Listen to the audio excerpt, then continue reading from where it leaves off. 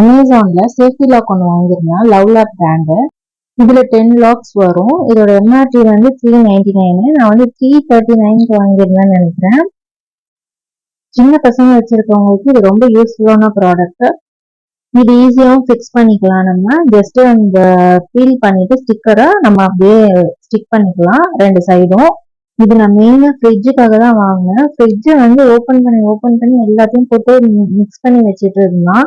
So நான் வந்து ஃப்ரிட்ஜை லாக் பண்ணி வச்சுட்டேன். இப்போ அதை எப்படி ஃபிக்ஸ் பண்றதுன்னு இப்போ காமிக்கிறேன் பாருங்க. இது மாதிரி தான் ஜஸ்ட் பீல் பண்ணிட்டு நம்மளுக்கு எவ்வளோ தூரம் வேணுமோ அவ்வளோ தூரம் வச்சு நம்ம லாக் பண்ணிக்கலாம்.